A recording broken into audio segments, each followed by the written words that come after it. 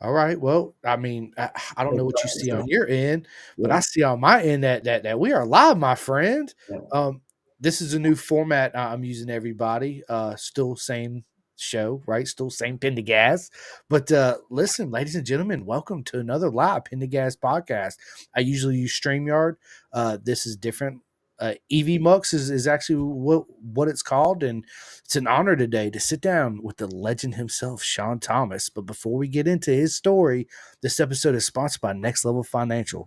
Take control of your financial future. Get your complimentary financial analysis today by Seth Starnes, right? And Sean, I tell everybody this: don't spend your hard-earned money on an off-the-rack suit, because for 90% of us, it's not going to fit you correctly. When you have a suit that does not fit you correctly, man, it causes all kinds of issues on the bike, right? My recommendation, you guys see it. I talk about it all the time. Bison.com, right? Robert and Tasha and Carter, they're some of the most amazing people you're ever going to meet. Their products are, I mean, I stand by them. Walk through the Moto America paddock, you see half of people every running around a Bison. So, and I've had a lot of their riders on here. You know, you can go back to any one of my podcasts and listen to them. So Christmas is coming around the way. You deserve to treat you good, get you that full custom suit. Trust me, once you have it, this is my first one, is absolutely a night and day difference. I mean, I can't express it hard enough. Sean, right? Tell everybody the custom suit is absolutely the way to go. Yeah, for me, I've always struggled with fitment on off the shelf suits, and I've got a Bison custom suit in a closet here, and I really like it. I've never had a suit that fits better, and it's protected me through some really fast falls. So it's really high quality product and great customer service. Absolutely, they are, and they're absolutely amazing. And yeah, it's actually working because we are live on Facebook right here Awesome. on my phone. So yeah, I don't have to worry about that. That's cool, man. Absolutely. So, listen, Sean, we have a lot to talk about. Tell me, man, how did your journey begin with two wheels? Uh, so, like most kids, or most people, I get into motorcycle racing at a young age.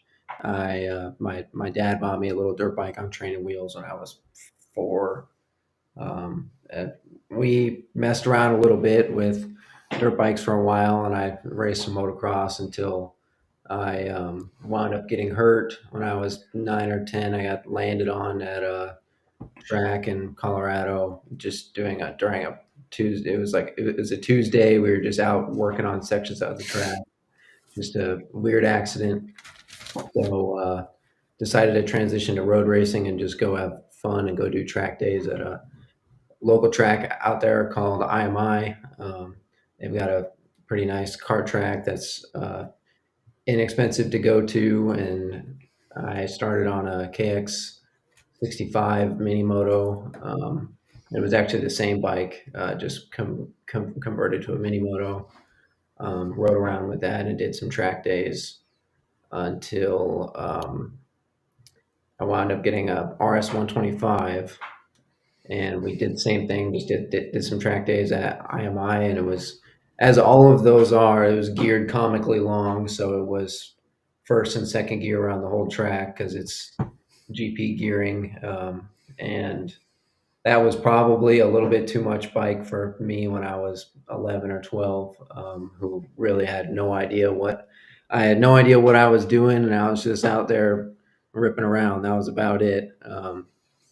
And I had a lot of fun going out there with me and my dad. And then actually, one day, Scott Ryberic was out there watching me spend some laps on the RS 125, and I believe he told my dad I needed to go to the MRA race school and go get my license. So we went. I would have been 12. I got my race license the earliest that they would let me do it, on that RS 125, and I did one race weekend in. Oh, I think that would have been 2014, 2013, 2014. I did run one race weekend, and then it was the RS 125 is really high strung, and after that race weekend, we had motor problems, and it had already been going through a bunch of stuff, top ends, and it had a cylinder sealing problem, and it wound up the cases were warped, so. Um, that bike went to Stuart Aitken, who has a bunch of them, and he fixed it up to its former glory. So the next year, I was racing a Ninja 300 with the MRA and the USBA in Utah. And Scott Rybarek was president at the time, I believe, if I remember correctly. And I had a great time on that bike. I learned a lot. I had a lot of people help me along the way, and had a great time.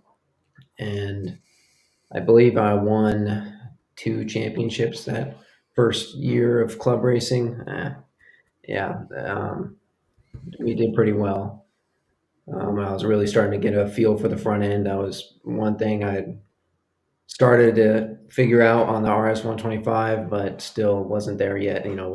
With kids road racing motorcycles, it's you almost see the flip of a switch. They don't know how to push the front end. They're out just spinning laps, and then one day they figure it out, and all of a sudden it's huge pace jumps, like 10 seconds a day a lap, or 5 seconds a day, and it goes on for months or years until they're pushing the limit of what the package can do. So starting to get that figured out. Had a couple falls, the usual, just getting into racing, and then from there we picked up a KTM RC390 Cup bike. It was I think it's a Grayson Gerloff's bike from the previous year, and I did one KTM RC Cup around the next year, and club race with. That was my first year with a Moto America license. Um, I wasn't last, but I wasn't far off of that. And those guys really were insanely quick on really crappy tires and bikes that were limited. The suspension was good, but it was not an easy bike to ride compared to the Ninja or the RS. The chassis was really stiff, and the Dunlops, the Alpha 13s at the time, really it didn't like that. And got the tires a little bit too hot, so everybody had crashes pretty often. But yeah, that's start to my Moto America time. I think I was probably 28th in that race or something crazy, but we did it. I qualified and I started. Um, and then after that, we club raced for a year. We didn't do any Moto America. My dad surprised me in October of that year when I was racing the cup bike. And he had picked up a former TOBC R6. It was, I believe, Sholina Moreta raced it for a round. Um, and that was awesome. That was great. We were going to get into the big bikes and do some club racing and just go have fun. Oh, excuse me. The everybody starts dirt, flat track, and progresses to club racing. How did you feel the jump was going from club racing that's so laid back to Moto America, which is more of a, um, I guess, military style type, right? The way it's ran. Track time's limited. You have 2 sessions to figure it out. I was fortunate enough to be able to do that race in a track that I already knew. Um, but that didn't, it was a different configuration. Um, it wasn't the full course at UMC. It was the perimeter course with a really long front straight. So that was, I mean, there was 2 corners that changed. So that's all I had to figure out. But that weekend we learned how much this setup meant, because it wasn't enough to be a good rider or a great rider if the bike, especially in a spec class like that, if the bike is not perfect for every condition that you're going to be racing in as far as setup goes. It can be from gearing to suspension to tire pressures. Like that weekend we figured out our tire pressure gauge was off by 6 psi, so everything that we were doing didn't really matter because the tire pressures were way off. So that's not a little thing, but there was a lot of little things on top of that that made it difficult. It didn't matter how hard you push because our race program just wasn't there yet. Yeah, it's people don't understand what a mental game it is too, especially when things ain't going your way um, at the track. You know what I mean? It's and tire pressures is huge. Like you said, 6 psi off. That's like night and day. I mean, it's yeah. Um, so getting into Moto America, what was your what was your adventure like in Moto America, and what advice do you have for people that maybe want to join Moto America and start their adventure with them too as well? I think it's best to do it in small bites. A lot of people they rush, they get their club racing time in, they get their required points for the license, and then they go sign up for as many Moto America rounds as possible. And it is good to be around people like that, but I think it really stresses out race program budgets to the point where the stint in Moto America is not long. Not many, almost, especially with the compared to the rest of the American population, there are very few people who can afford to be able to go to drive across the country or leave work in order to go race motorcycles for 8 or 10 weekends a year or however many you want to do. So a lot of people they jump to, oh, I want to sign up for as many as I can. I think probably the best, and it depends on the practice rule now. I think probably the best way to get into it is to go get practice at those tracks as long as it's within the rules, and then pick 2 or 3 or 1 round to go to that first season, and use your data that you've acquired from getting practice there and go put in a competitive effort versus being on the back foot the whole time, because it's really difficult with an hour of track time before when it comes time to race to be able to qualify and get your data on tires and know which tire you're going to go with, know what suspension settings you're going to go with, know what um, all there's all kinds of stuff that goes into it, gearing for drafting and stuff like that. There's too many variables to figure out in one weekend if it's a small show. So No, 100%. It's like I got a lot of buddies that race in super hooligans, right? And that's one of the and I love that class, but that's one of the downfalls of the classes. You don't have hardly no track time to figure anything out. Just like what you said, especially if you couldn't go to that track day the week or two before the event because of whatever work, whatever it is, right? It's you start out on the back foot big time, but going to a track beforehand, tire pressures, gearing, because when it comes and you're out there, let's say in the novice group or the expert group, and there's not really a whole lot of people out there, and you really can't get in a draft for somebody to actually set your gearing up for a draft, right? There's so many variables, like you said, that actually comes into play when it comes to playing at the track, racing at the track. Um, man, dude. So, do you still ride? nope, I had a training bike that collected dust for about a year, but nope, not really anymore. I think I'm at the. It's been long enough now to where I could go ride for fun. Um, but it's not necessarily a can of worms I want to open up. And I know being me and doing all this, spending all this time racing motorcycles, it's not easy to just go do a track day and go have fun, or not mess around. Or I mean, not that I'm going to go out there and go throw myself into the wall or anything crazy, but it's difficult to go do that. And then when you get to ride, when you're blessed enough to ride all these great motorcycles that are so capable and set up so well, it's it's not always as enjoyable to go ride something that's maybe not like a street spec bike. Nothing wrong with it, can't have fun, but someone who's really proficient at riding a motorcycle is gonna find that limit quick, and you either stay there or you mess around after that, and it's not really a winning game. So, what made this whole decision of you not wanting to race anymore?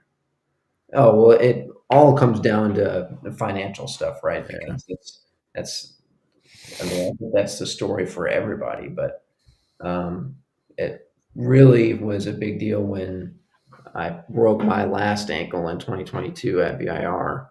I was I got taken out, and I blew up my left ankle pretty badly, and it was a healing process that was months, and I had to take short-term leave or disability from work, and that was a whole process. And I I was 19 then.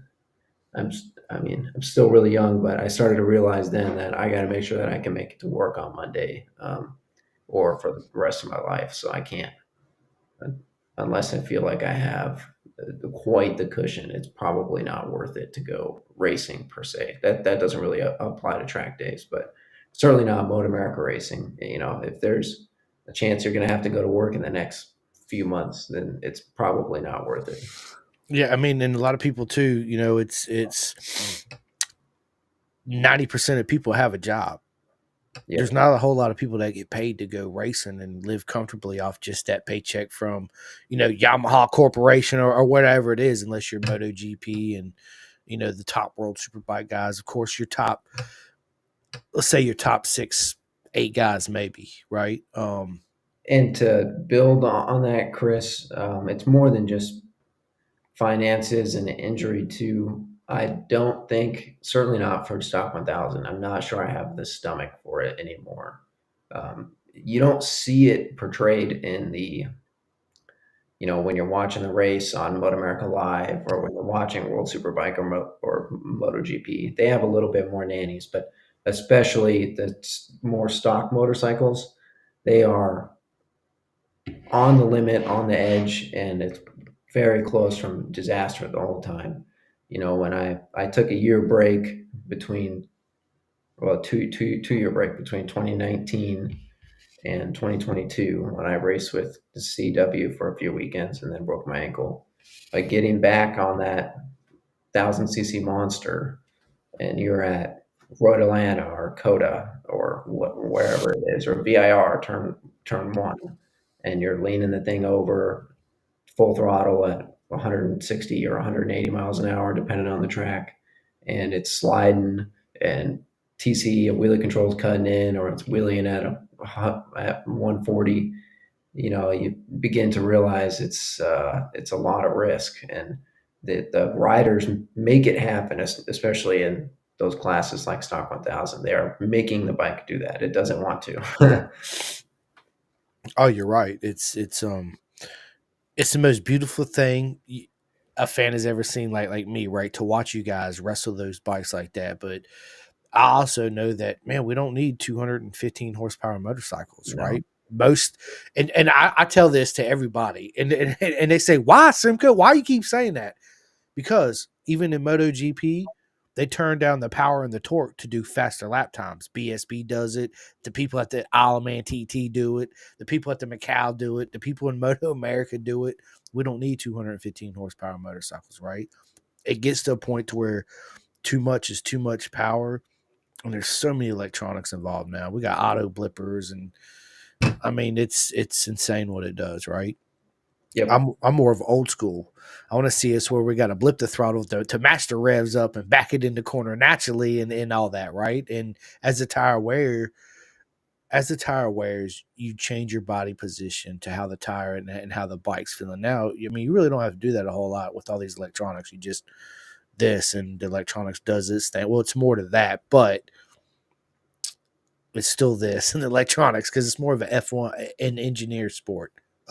We'll say when it comes to the electronic sides of the motorcycles, because you might have the throttle open 100%, but the throttle bodies might be open 30%, Yeah. right? So to your point there, it's the bikes that have the really advanced electronics. I never really rode one with super advanced electronics, but anything, from my understanding, some of the bikes, and there was a bike in Stock 1000 that could do it with certain ECU setup.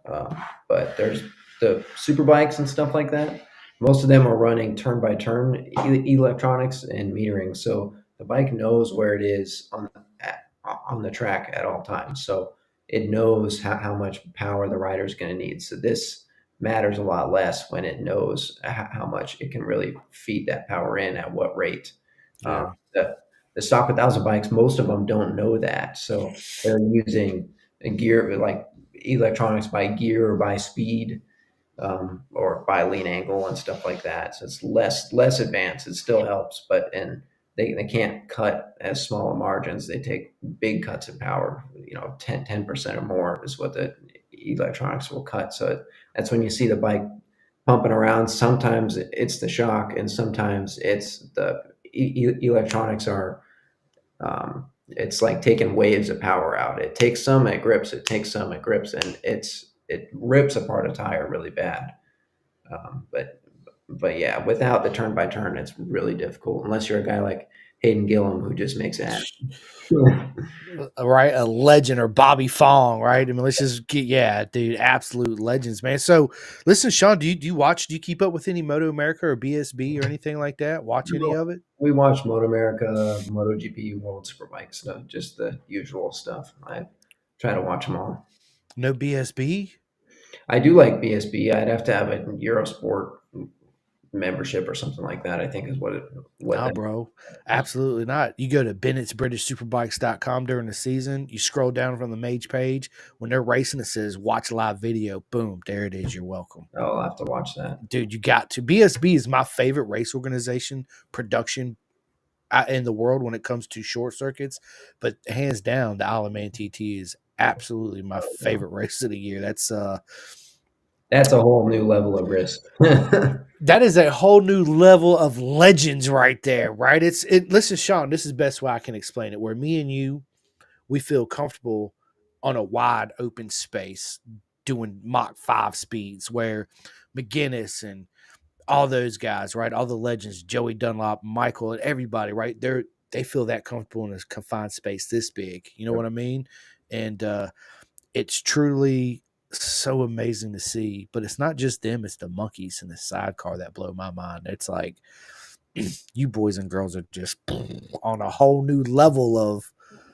Oh yeah, yeah, and especially them. And a point I was going to talk about was probably most of the fans of the series, all of them know this, but there's not those guys that are out there. They don't. They get to have a bad day or not be as fast or something like that, but they have to be out there doing everything they can every time they're out there, and Yep. it's they don't get to be a little bit scared riding the bike or tentative. It's because you come back to pit and the data guy is going to look over it and ask, "What are you doing? Why are we here if you're not going to push?" So it's not easy. No, it's not. It's you're always pushing yourself right to that limit. It's a fine edge you ride from no grip to grip, feel to no feel, right? And understanding when a crash happens, understanding why it happened is very important too. Um, sit down and be able to dissect it, and for a lot of us, I think too. I'm speaking more of, I guess, club and track day guys. Dude, we got to put our egos to the side. There's too many people that bring a lot of egos to the track. What I mean by that is I got to have the biggest, baddest, fastest bike there is out there, but yet you have no idea what really body position is or footwork or any of that, right? Throttle on and off through the transition. They have no idea. You know what I mean? I always tell everybody get a 400, go Yeah. out there, get some coaching, get some real coaching, buy a small bike, learn the proper techniques of riding fast. When you think you outrode that 400, to go to your Azure race or your local club race where you got the champion from that year out there on a 400. We'll see how you outgrow that bike real quick, right? It's cool to have a big bike with a lot of power. I just think people learn a lot more and progress a lot faster riding a slow bike fast and a fast bike slow because you're not intimidated by it. I get on a SR1000 RRR whatever, and it scares the shit out of me, even with all the electronics on it. Like, you don't need to do 110 miles an hour in first gear on the street. No, I think most people, if they want to get into track days or road racing, should just buy a mini moto if there's a track that allows them. Go They're to it. it's even less risk than a Ninja Yep. 400 is, and you know the speeds are lower and you can learn more and it's less cost and stuff like that. It's And definitely the way the to go. number one, Sean, you have the most fun. Listen, I'm an advocate, bro. Let's go out and go buy a bunch of Honda Groms and Z125s and CF Moto, Papio, and just go. Let's go. And I guarantee you to run into some kid out there who's gonna Blow your doors off. Sean, you're gonna come back in the pit and look in the mirror and question a lot of things. You're gonna be like, I don't even know what's going on. I have no idea even how to ride, right? Uh that little guy even start school yet. right. What grade's he in? Oh my god. Yeah, mom. Who wants lunch? I'll make everybody Yeah. lunch. Oh my god. But you're right though, but that's also how you learn and improve too as well. And one thing that Sean that I wish, dude, our sport wasn't just so ridiculous expensive right now as it is, right? Um, I feel like, and that's why I love like the BTR program, Build Train Race by Royal Enfield. Yes, it's geared to all women, which absolutely they belong in our sport. But I feel like if they can do that, why can't they do that for entry level or at least the two first levels of kids where moms and dads on a combined income of 100 grand a year can financially take their kids racing, right? And that travel. Yep. Yeah, there's ways that the cost could be cut down. Certainly, it's it's not an easy prospect. It's certainly possible, in my opinion. I can think of a couple ways, but um, yeah, I think have you ever seen the like the Asia Talent Cup or Rookies Cup and stuff like that? Those are not cheap series, but I think the premise is good. Where the series, I'm not a huge fan of leasing, but the series owns the bikes, and the bikes people sign up for the program for the year. Like maybe this is for a rider who's already developed. The family doesn't need to own the bike or anything like that, and it's a yearly fee plus whatever consumables, and you put it up a bike that the series owns, um, street tires that don't need to be replaced often, no fancy brakes, no electronics, no uh, special ECUs to limit power, or things like that. Completely spec bikes, you don't even need to have adjustable suspension. Everybody's on the same gearing. Just let them go out there and go race and have fun and experience the tracks and stuff like that. I think that would cut a lot of the cost down. And I'm sure there's a lot of business owners in the US that would love to contribute in order to get the funds necessary to get a series like that off the ground or provide the bikes. Um, so No, you're right. We need something like that. A question that what do you feel Moto America needs to do to change and progress even further? I think that's a complex, Question, ain't it? slightly loaded question. Yeah, I think a series like that would really help kids get into it. I think I'd like to see.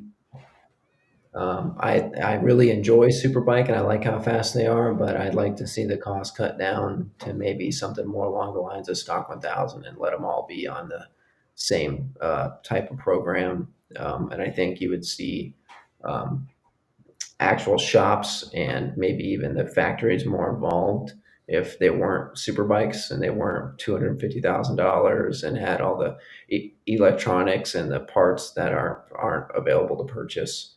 Um, I think you'd see a lot more involvement and sponsorship if the super bikes were turned down a little bit. Um, I think you could do like a stock 1000 class and let them do triple clamps and a shock linkage and make the bike a little bit more capable, but no aftermarket electronics. You do kit stuff and no engine work. Just go out there and have fun. No, yeah, that and tires. Don't have a one. I get the one make The tire rule, eight rear tires a weekend. I think the tire bill for that is something like it's like 6 grand. bro. That's what I'm saying, dude. It's ridiculous, right? So, and I've always said this, like MotoGP's going to these ugly ass bikes. Let's just be honest with these wings and all this crap on it. We don't need that ride height device and blah blah anti squat and whatever. You want to make the bike slower? Make the tires shittier. Simple. Less grippy tires. Yep. Make it a harder compound. Whatever it is you want to do. Boom. Right there you go. But I also feel like we should have other tire manufacturers in Moto America too. I've always said that. Bring Pirelli and Yes. Bridgestone, like whatever. Sean wants to bring Avons in. Let him race on Avons, right? Who cares? Whatever. Yeah. Because then tires will start to, not that they haven't progressed, but they're not at the progression of the heyday they used to be when other manufacturing there was big tire wars going Well, on. and the riders will get deals on tires. So, like, you see it in club racing more. There Mm-hmm. are club race guys. There's plenty of them that get tire sponsorships. Not huge ones, but they get them. And I think you would see that in Moto America, and that would drastically reduce the cost. And I know Pirelli and those manufacturers would love to be involved in that. That would be completely in Moto America's court to make happen. Um, Well, but I think there's a reason why it's a spec tire, and I'm not sure how difficult that is to overcome. But um, yeah, I don't see it changing, unfortunately, but it would be awesome. yeah, I don't either. I think we all know the reason. It's money. Yeah, Dunlop's paying a buttload of money to be the sole supplier. That's all what it really comes down to. And it's like which a is, $1 a year. yeah, it's, Yeah, listen, and this is what I tell people. Yes, I'm not complaining. I love our sport, right? So I don't never talk shit about Moto America. I don't, because I love it. I yeah, want to see him progress. I'm outside looking in, and I have ideas of way they can improve, the way they can make it more cost effective, just like Sean does, right? You either agree with us or you don't. It's fine. But things need to change, I believe. Otherwise, it's gonna, because superbikes ain't gonna be the major class no more in the future. I mean, look at the six. My belief is it's gonna be the 600s. Look at all the different CC levels of 600s that are in a class now. It's not like it used to be. It was 599 or less, and then they started letting the 636 race it, right? And then that's basically where it started. And then, listen, the 600 class is that's not a 600. cheap class No, it's for not. any next gen bike. It's nice that they don't need to do any motor work to be competitive, but the electronics are expensive, and there's mandatory stuff you can't get around. It's a matter of money to be able to go do that.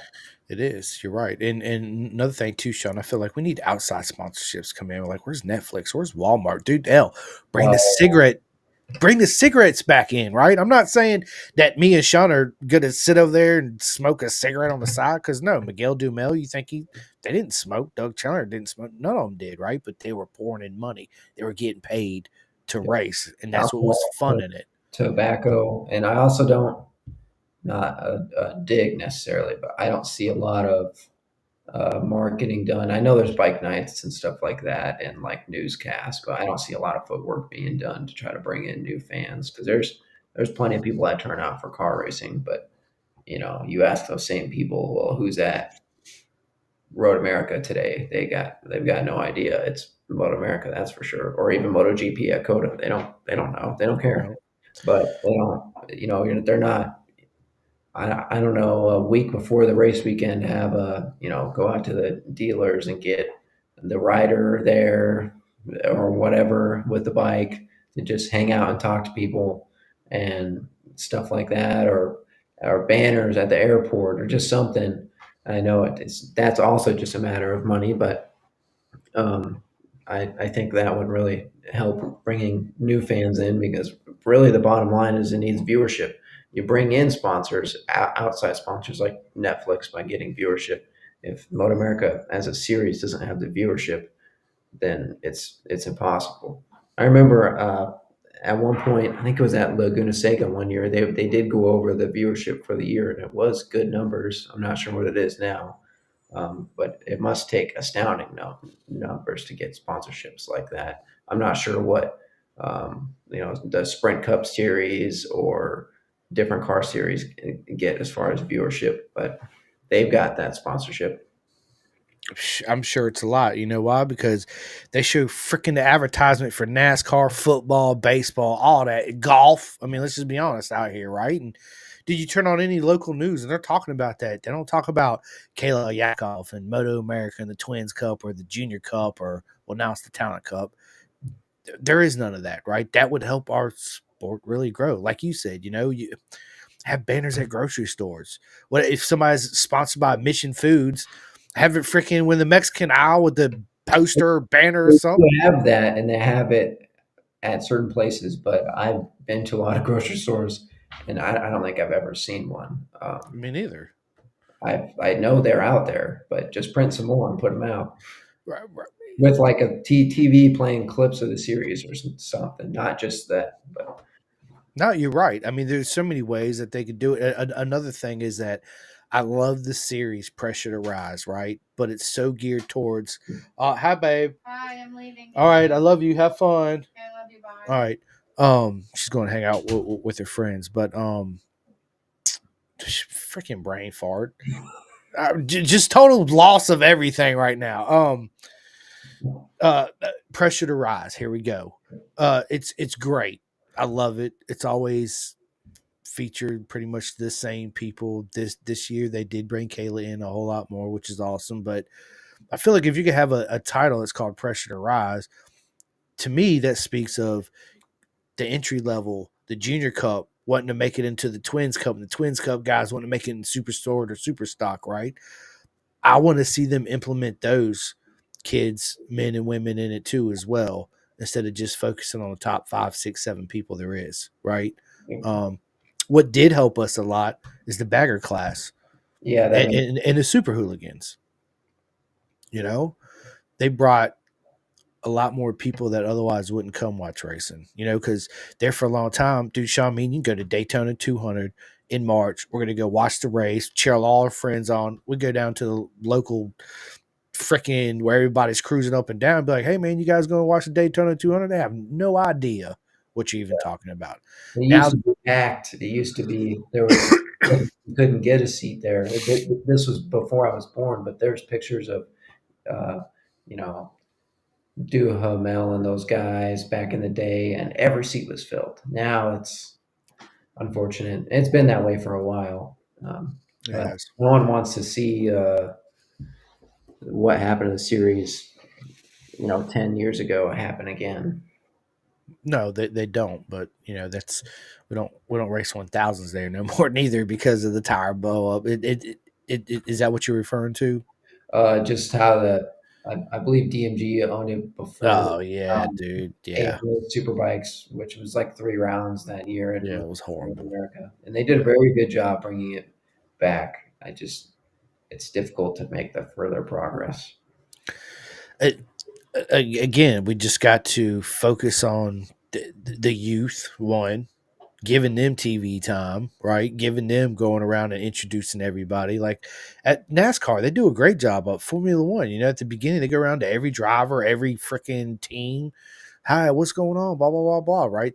They don't do that in Moto America. Yeah, it does TV time and all that, but there's ways that they can add it in to where they get everybody on, right? And then sponsorships like I see you, Sean, and I want to get in there, but man, I got $50,000 to spend. I can maybe spare $5,000 to hand to Sean to help him out, right? And but if I don't ever see you on TV and I don't really know you personally, well, I'm gonna give you $5,000 for something I have no idea about, right? Again, if they had that and they advertised it and then I knew about it, and then I'd be like, yeah, you know what? I want to help this kid out because I really like him and his dad. They're cool, right? And here you go. Here's $5,000 or whatever to help you out. But yeah, Sean, I absolutely, man. Dude, this has been a lot of fun, man. We're up 40 minutes into this podcast, bro. I love chatting all things motorcycles. I love picking all my friends' brains on because everybody has their own idea and they always bring something new to the motorcycle world, right? And man, I just want to see the sport really grow. I really do.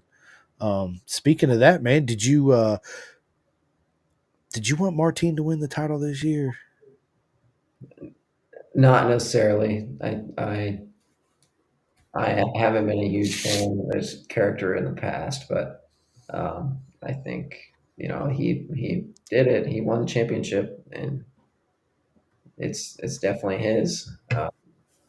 That's the way the world works. But I think he did a really good job with the pressure towards the end of the season. I didn't see that happening. Yeah. Who did you want to win? I was hoping Pecco would win.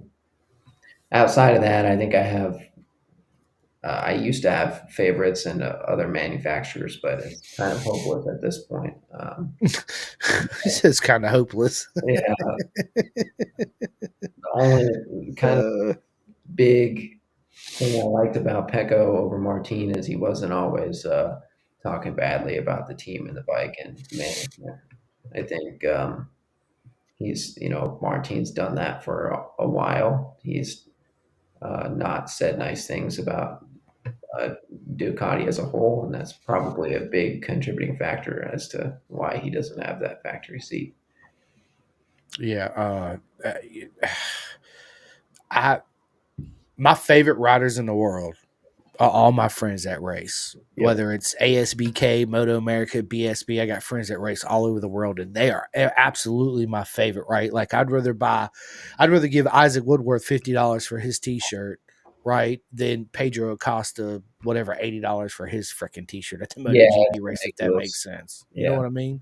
But Valentino Rossi to me is Well, they might always, need it now because KTM's a little hard on cash. But dude, I ain't got nothing to do with that. They're millions of dollars, bro. You know, like people, our normal friends that racing, they ain't have that, right? So, yeah, yeah, I'm not worried about them. Um, Matt Hall, I don't know why I'm not seeing your comment up here, but I see it on my phone. He says, "What's up, guys?"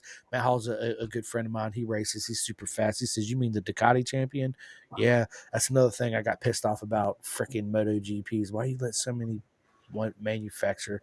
I get it, but anyway, what I was saying, Valentino Rossi to me was always one of my favorites. It's not because he won so much; it was his character and the way he took the whole sport and made it to where it is. Right, he grew the whole sport. Like you can go anywhere in the world and walk up to a 75-year-old lady at a restaurant and say, "Do you know who the yellow number 46 guy is?" And I guarantee they're gonna say Valentino Rossi, right?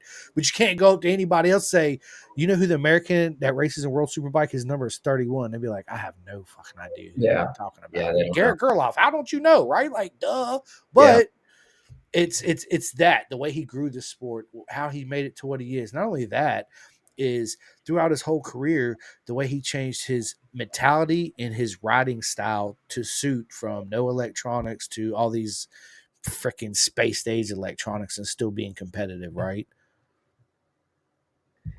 yeah, yeah. I mean, he adapted his style to the times, and he did.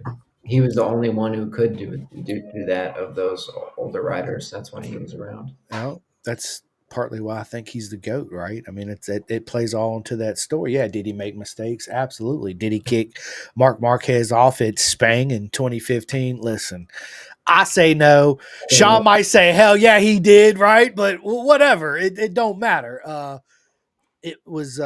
It's, characters like that that come in the sport are few far in between, to be honest with you, and when they do, it, everybody knows it's the energy, the aura. um, Man, yeah, I ain't gonna lie. I did want to see Martin win the title this year, not because his attitude. I think it's important for people that's in those positions to always be pleasant and polite and yeah, smile. And it's harder said than done. I get it, right? And so much pressure coming on, but that's why you are where you are. That's why you're getting paid to what you do, right? You need to jump in the ice bath before you get whatever it is you need to do. You need to do it, right? Uh, Main reason why was, man, it's the first independent. non-factory team to win a championship since Valentino Rossi in Yep. 2001 on the 500s. Yep. I think that's pretty impressive. The only thing that the way I look at it is, he was one of four people who had a great opportunity to be on not only the best manufacturer, but the best bike of the best generation on that grid. I think if Marquez were on a 24 all season or even the last few rounds, it would have been a little bit of a different story. The 24 bike is Superior. obviously Yeah. a lot better than the 23. And I think, Pecco and Martin were the only two on that bike could who could consistently put it at the front. and that's why they were so far ahead in the championship. I think I would love to see Quartararo or somebody else be up there every weekend, even if it's another Ducati. Mark did a pretty good job, and that was good. But more of them would always be great. But the thing is that Ducati with those riders are just miles ahead of everybody else. It's almost seconds a lap, and for some manufacturers, it's seconds a lap. That is crazy. Yeah, well, 2025 Marquez is on the factory red, so yeah, we're getting ready to find out, right, in a couple of months what the deal is, and I hope Martin does good on the Aprilia, man. I want to see everybody pick up their pace and be better than everybody involved, even Honda, right? Because it makes it a better championship. It makes it a better production for us that watch it. Um, so yeah, man. Listen, I want to get into what's my favorite part of the interview, where we get to know Sean as a regular human being and not the legend he was racing, right? Yeah, absolutely, man. So look, my first question, bro, is what's for dinner tonight? uh, Dinner tonight is leftover spaghetti. Nice. Did you cook it or did she cook it? No, Morgan cooked it. You don't cook? I just cooked the noodles. That's simple enough to be able to deal with. He said, "I'll boil the water and the noodles, girl. I got this." Yeah, Yeah. well, that's my contributing, and then I clean up. That's about it. But Well, man, that's what I do. I learned to cook from my mom, so I love to cook, right? But every time I go over there, they cook, I clean, right? It's just that's just the deal. It's a good deal too, for sure. It's freaking awesome. So, what do you do for a living now, bro? I'm a machinist. I repair aircraft engine parts. I don't do all of the work. I just do one part of the process using machining equipment, generally big lathes called VTLs, anything from 2 feet in diameter to 4 feet in diameter, or even 6 feet in diameter. Big parts, big fixtures. So that's what I do. All we do is we remachine mating surfaces that are either welded up or have new metal sprayed on them, and we machine them back to spec. I love it, man. I love it. That's a good job. Are you a coffee drinker, bro? Yeah, I drink a lot of coffee. He said I drink a lot of coffee. Did you like it black or you got to put sugar and creamer and crap in it? Wow, sugar and creamer. Yeah, I'm not that tough. He said all day sugar and creamer. I mean, I like a little bit of creamer. It depends on the coffee, man. Like I'm such a snob, I guess. Sometimes, like I'll drink it black first. Like I'll take a couple sips. I'm like, man, this shit tastes horrible. It's like burnt tasting. So I don't drink Starbucks coffee no more. If you drink it straight up, like just have a couple sips, you're like, this is horrible. It tastes burnt. No wonder why they got to put 5 gallons of sugar Yep. in a cup of coffee, right? And then charge you $9 for it. Right? Have a good day, right? Cost Well, them 25 cents. facts. So let me ask you this, man. Tell us something we don't know about you at all. Oh, I'm not even sure if there's anything you don't know. Um, I don't know. I spent a lot of time watching technical videos and stuff. On work, on breaks at work and stuff like that. I watch videos about cars or engine teardowns and stuff like that. I like technical things. That's about it. I mostly go to work and enjoy my time at home, and that's about it. I like racing video games, but that's about it. I don't play any other video games. Yeah, Well, speaking of video games, you Xbox or PlayStation? Xbox. What's in the console right now, Sean? Well, it doesn't have a disc in it. I just have Assetto Corsa and Forza Motorsport 7. I used to play the shit out of Forza when I had my Xbox. I got Rod 5 on my P. I got PS5, so I got Rod 5. And dude, as far as any other sports, dude, I love soccer. I watch the shit out of soccer, and I play soccer games on the PlayStation.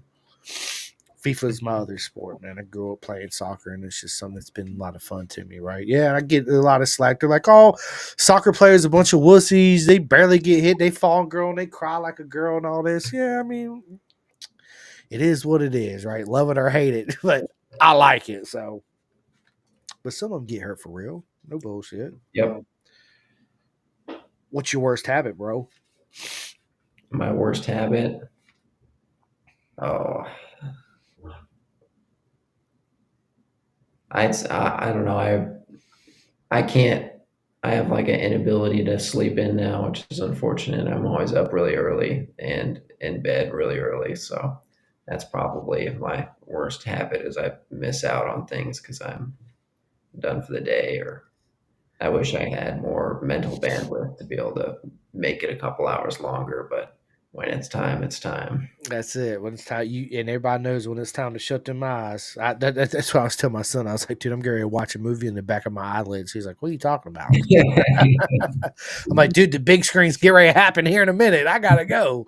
I'm tired. Yeah, it's freaking hilarious.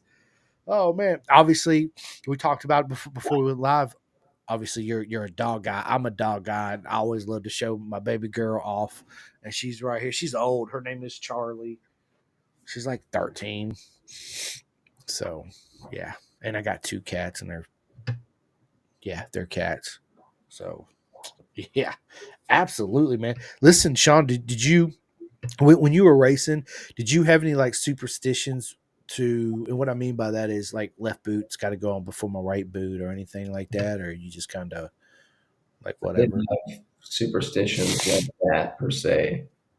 I don't know. I think the only thing that I was super consistent about was I just tried not to think about it too much while I was there at the track. I tried to keep myself busy, either talking to people or having fun, messing around with the pit scooter or doing something. I didn't really sit down and take it super seriously because you can't. You only get that one shot for the weekend or however many races you're starting, and it's not worth sitting there and trying to plan out every bit of it because it's not going to work out that way. Yeah. That's the only thing I consistently did all the time. Apart from that, yeah, I think that's about it. I think I always ate Oreos when I was at the track. That was one thing. Um, Oreos, Double stuffed Oreos. I love it. yep. And I ate a lot of food and drank a lot of water. That's about it. I love it, dude. Double about my wife loves Oreos. So does my son. They're always like, I want some Oreos. I don't eat them very much, man. I don't eat a whole lot of sugar. I try to stay away from as much processed sugar, but I am a nerd, and you'll always get me if you have freaking Sour Patch Kids. Yep, Don't those are bring Sour Patch Kids around me because I'm gonna be like, can I have like one of each color? Then I'm gonna turn around, come back, and be like, you know what I like? Can I have one more of each color, please? Thank you. I love you. Bye. Yeah. My Sour Patch. I like mixing them with the watermelon Sour Patch Kids. Are good, man. Yeah, and I like chocolate covered sunflower seeds is another one of my weaknesses. They're so good. Or chocolate covered pistachios. Or yeah, I eat them up. Dude, bro, I listen to a lot of audiobook. Right now, I'm actually listening. Oh, I just accidentally muted my mic, but dude, so this mic's so sensitive, and you barely touch it. Black, like my mic cord can touch it and it mutes. But I listen to a lot of audiobooks, bro. And the one that I'm currently listening to now, it's actually his second one. I listened to his first one is Anthony Bourdain, oh Meet yeah, Him Raw. Yeah, it's a good book, man. Um, and I listen to, of course, any road racer that's got an audiobook. This guy's listen to them. But is that something you do too? Is listen to audiobooks? no, I know I probably should be doing more reading. All I do is read manuals at work on how to fix stuff, but I probably should be reading more books and stuff like that. I can't tell you the last time I read a book. Um, yeah, that's probably a bad habit too, not reading and stuff like that. I know I watch a lot of videos and try to learn that way, but not necessarily reading books. Um, I'm not a big audio person. I'm not sure what it is. I can't just listen to something. I like to have a visual. I'm a of the generation of iPad people that are sucked into their phones all the time. So Yeah, I know. My son's the same way. My wife is too. I ain't gonna lie. And listen, they'll say the same thing about me, dude. You're always on your phone, but mine's more like setting up a podcast or asking questions or getting pictures sent or whatever, right? But I love to put my phone down and just like walk away and just leave it and be like, I just don't even look at it no more. I don't care who calls me. Unless, of course, it's my mama. I got to answer if my mama calls. Right, let's just keep it real. But yeah, absolutely. So do you listen to any podcasts at all, or Uh, I used to listen to the one that Pridmore and Greg White had. I haven't listened to any in a while. I listened to some of the Ken Hill ones, yep. but I haven't listened to any in a while. I used to listen to stuff like that at work, but not anymore. I used to have a lot of runtime where, we work all morning to get something set up and programmed, and then it would run for the rest of the day. So that's when I could do stuff like that. But now all of our machining cycles are pretty short. It's one pass, so you have to sit there and babysit it. So I pretty much stay busy all day at work.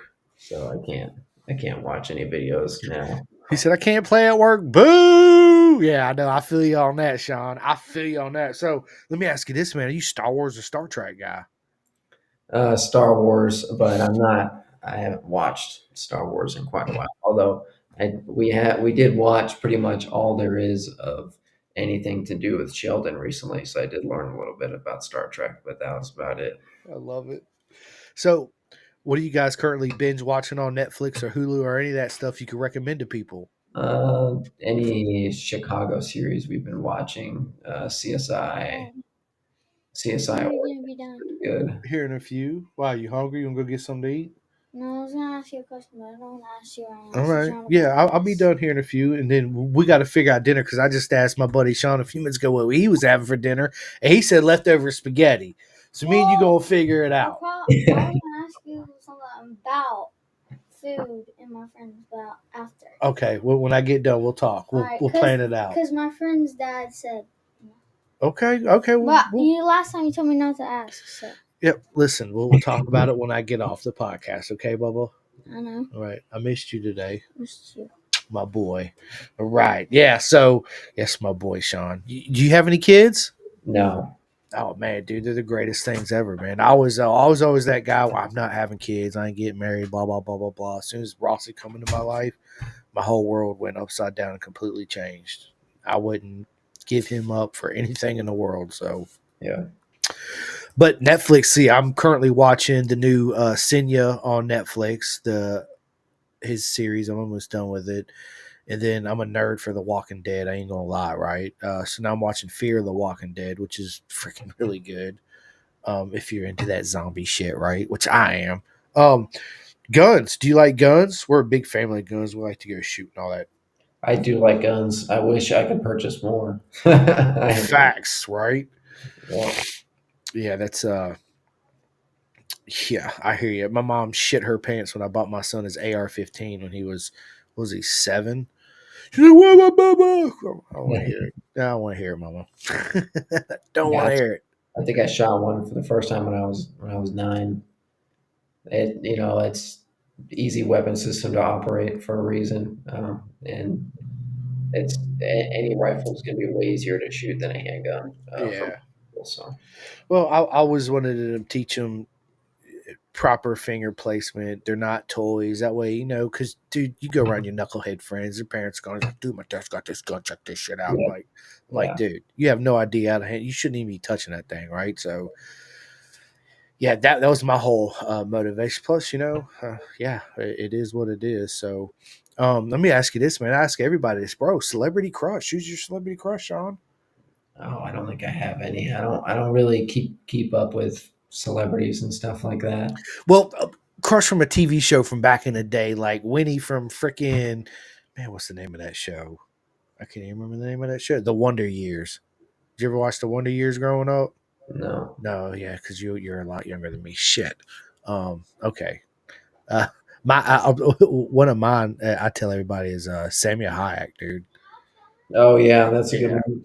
I don't yeah, think I have a celebrity crush per se that's notable. I think I have maybe a little bit of uh, jealousy or FOMO when it comes to like older movies, stuff about like World War II and stuff like that. It's like that seemed like such a great and prosperous, not the war part of it, but the time in general was great and prosperous for the U.S. industrially and stuff like that. There was so much opportunity that arose, I think it would have been cool to live around those times. I know it was that a lot of people lived a really hard life, but there's definitely people were seemed to be different back then, as far as my understanding is, and there's a lot of people who don't have the drive and the hunger that people did then. Yeah, no. So speaking of that, dude, I'm turning you Apple TV. Right, I got iPhone, dude. I've been with iPhone for shit. I can't even remember. Um, hold up, my son. Every time their phone's hooked up to this freaking laptop right here. I don't know what I just did. There we go. I'm back now. Masters of the Air, bro, on Apple TV is an absolute amazing TV show. So just putting that out there, you guys should watch that. You and Yeah. Morgan, I think you guys would like that for sure. So let me ask you this, bro: if you could invite any three people to a track day, dead or alive, right now, Joey Dunlop, whoever it is, what three people would you invite to your track day? To my track day, uh, I don't think I would really want to invite anyone who really wouldn't be able to be there right now. No MotoGP riders or anything like that. I think I'd probably want to just go to a track day with my dad or Scott Rybaric or Scott Dawson or somebody like that who helped me in my time racing. I love it, man. I love it.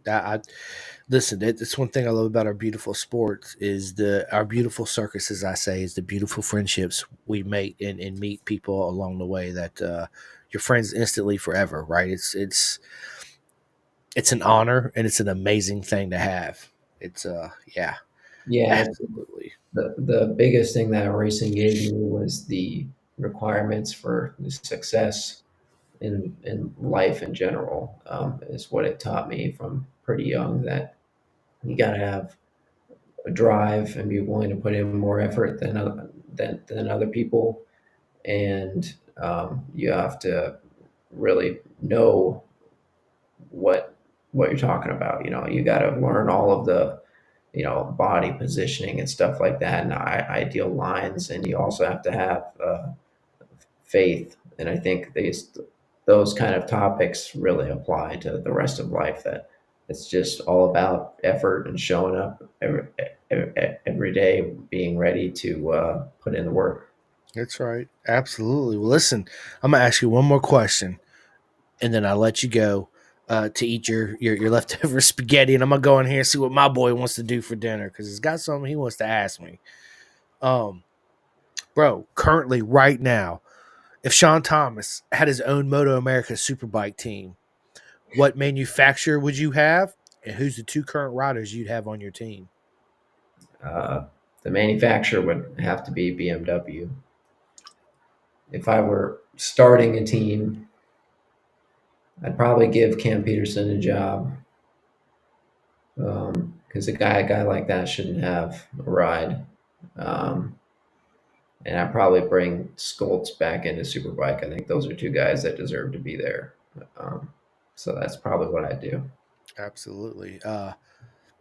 Since you answered it, this is what I would say is I'd bring a factory Kawasaki team back in because man, I miss the green bikes as everybody does, right? And I'd put my man Brandon Posh on in SDK. That's who I'd have on my team. And then if I had four riders, man, I ain't think about this. I'd get man, I got so many friends in the paddock. Man, it's so hard. I'd have to say, man, my man Demario. Alessandro Demario, I'd put him on one 110%, and my man Gus Rodeo. Yep, I'd throw them on one and have a four rider lineup in the superbike class. Kawasaki's, of course, right? So, yeah, but listen, Sean, this has been an absolute honor to sit down and have this chat with you, man. I'd love to sit down again sometime in the future and just Yeah, talk all things racing, man, for sure. Have a good definitely. time. And I did not know. I hope I made Morgan proud at Bison because you put a lot of pressure on me with this one, man. Thank you for that. No, I'm just joking. But listen, ladies and gentlemen, it's been an absolute honor to sit down with Sean. Before we get off here, I just got to give a couple shout outs. Big shout out to Next Level Financial, BisonTrack.com. People, you hear me talk about it all the time. Sign up, BisonTrack.com. Get that custom suit started. It's super easy to do. They make it so easy. after you done with it, you're like, that's it. And then sit back, wait, suit will show up in the mail, and you'll be happy, right? Chef Eats, bro. Big shout out to my man Jeff at Chef Eats. If you guys haven't had your Chef Eats to take with you to the track or at work or even at home, what are you guys doing? ChefEats.com. Y'all hear me talk about them all the time. Flying Eyes Optics for all your sunglass needs. SFL Mini GP, South Florida, and up there in New Jersey. They have a new mini. I need you guys to go to Facebook and all that good stuff and sign up for the mini SBK USA. I got it written down right here. I scribbled it since I got this cast on, man. It's it's been hard. Anyway, big shout out to my man Jake Marsh and RD Racing out there in BSB. I love you guys. I can't wait to see you guys kick ass this year. Vet2 Track for all my veterans out there. My buddy Jim's got this organization. He treats PTSD one lap at a time. It's absolutely amazing what he does. So if I have any friend vets out there, please get in touch with him or get in touch with me. I'll put you in direct access to him, and trust me, it's an amazing program. Big shout out to 64 Degree Racing, right? Listen, Sean, you don't never want to show up to a track day or a race weekend or an endurance race weekend, trust me, with just one undersuit. Trust me, nobody's going to be around you. You're going to walk by everybody and they're going to be like, yeah, you're not riding my bike today, buddy. Right? So my buddy Tate did send me a 2-piece undersuit custom, and I freaking love it, dude. It's absolutely amazing. Yes, I'm a Bison ambassador. I love my 1-piece Bison. It's absolutely the best, right? But Tate has amazing undersuits too as well at 64 Degree Racing. Again, people, absolutely amazing.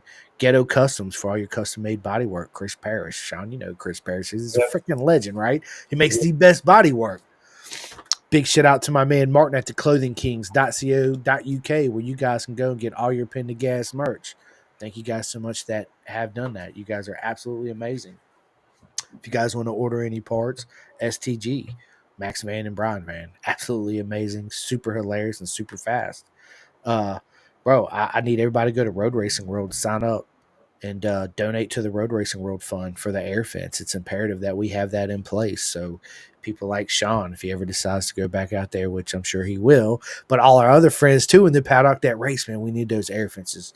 And if you're lucky, and I forget what the minimum donation is when you show up to the track, I think it's $350 or $400, but you get a 2-seat up ride with the legend Chris Ulrich. He'll show you a proper way around the track, super fast with your butt on the back, and you'll be like, yeah, I can't ride fast. Just like me and Sean was talking about getting a little Honda Grom, and you're out there at the little kart track going, yeah, I see that 12-year-old. I got his number. Next thing you know, he's coming around the outside, and you're like, what's going on right here? Same thing. So big shout out to Carnes Performance in Pennsylvania. Man, I just took my son down there last weekend and bought him a brand new dirt bike for Christmas from Carnes Performance because I'm a true believer and helping all my friends out in our beautiful circus in the industry instead of buying the same bike that I could have got 30 minutes down the road from somebody I don't even know, right? Let's just be honest. So, people, let's go. KYT helmets, K-Tech suspension, RTR, ready to ride North Carolina. Absolutely amazing. So, Sean, do you have anything to say before we end this podcast?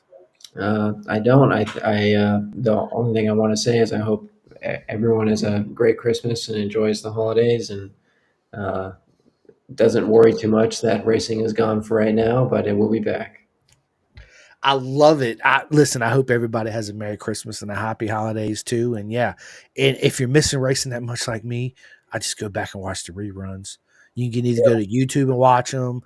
You know, if you sign up for MotoGP.com like I do, you can go back and rewatch. I think it goes all the way back to like early 80s, I think. I don't know. It's been a while since I went back that far. Of course, BSB, people, Bennett'sBritishSuperbike.com, the Isle of Man TT. My favorite race of the year is coming up. Well, it's still a couple months away, but yeah, go and watch it. Trust me, you'll love it. But anyway, ladies and gentlemen, it's been an absolute honor to sit down with the legend himself, Sean Thomas. Thank you so much, buddy. Anytime. You have a good one. You too, my man. Bye. Bye.